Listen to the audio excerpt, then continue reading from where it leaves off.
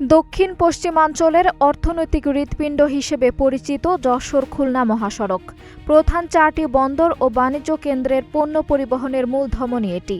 প্রতিদিন শত শত কোটি টাকার পণ্য পরিবাহিত হলেও প্রায় এক দশক ধরে সংস্কারের নামে থমকে আছে এই গুরুত্বপূর্ণ রুটটি। লাগাতার সংস্কার কাজে ক্ষুব্ধ স্থানীয় ও চালকরা। তারা চান অনতিবিলম্বে সম্পন্ন করা হোক সংস্কার কাজ।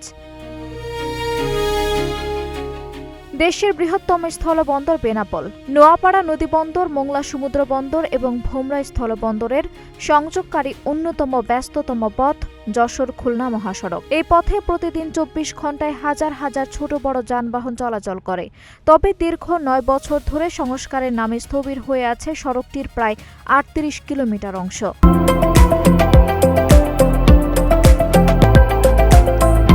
সরকার 2017 সালে সড়কটি সম্প্রসারণ ও পুনর্নির্মাণের বড় প্রকল্প হাতে নেয়। কয়েক দফা মেয়াদ বাড়িয়ে 2023 সালে কাজ শেষ হলেও স্বস্তি মেলেনি।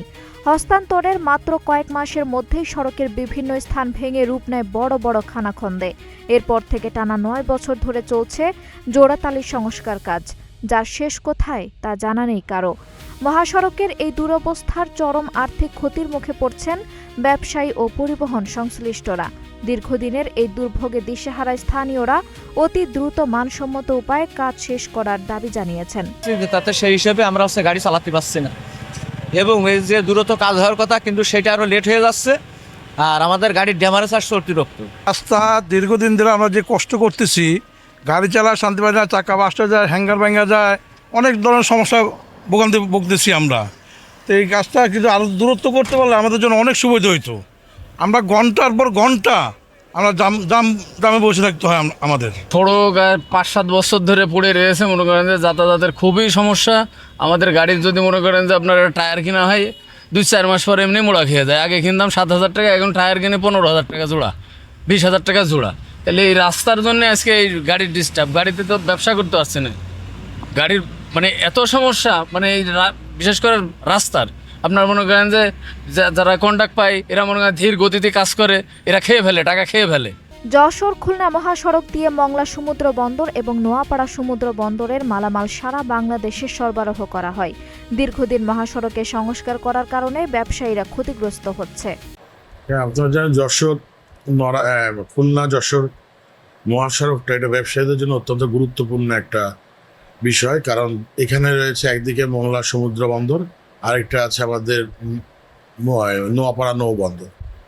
যেই নোয়াপাড়া নৌবন্দর থেকে আপনার যশোর খুলনা বিভাগে 10টা জেলা এবং আপনার উত্তরবঙ্গের অধিকাংশ জেলার এখান থেকে খাদ্য, শস্য, কয়লা, সার এখান থেকে পরিবহন হয়, এবং যার কারণে এই সড়কটা গুরুত্বপূর্ণ, অত্যন্ত গুরুত্বপূর্ণ। এই দীর্ঘদিন এই সড়কটা অবহেলিত থাকার জন্য এই শহর থেকে আমাদের ব্যবসায়ীরা আমরা বিভিন্নভাবে ক্ষতিগ্রস্ত আছি। আমাদের মাল পরিবহনের ক্ষেত্রে আমরা ক্ষতিগ্রস্ত হচ্ছি, আমাদের ভাড়া বেড়ে যাচ্ছে, এইদিকে আমরা ট্রাক পাচ্ছি না মালামাল পরিবহনের জন্য। তাই আমরা চাচ্ছি যে দীর্ঘদিন ধরে এই শহরটা অবহেলিত, এবং এটা ঠিক করার পর আবার নষ্ট হয়েছে আমরা দেখেছি।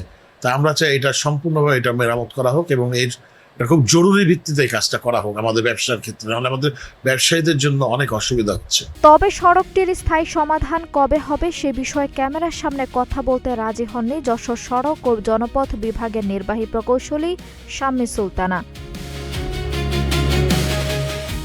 সড়ক ও জনপথ বিভাগের তথ্য মতে 2017 সাল থেকে এই সড়ক সংস্কারে 2টি প্রকল্পের মধ্যে 487 কোটি 33,37,000 টাকা ব্যয় হয়েছে।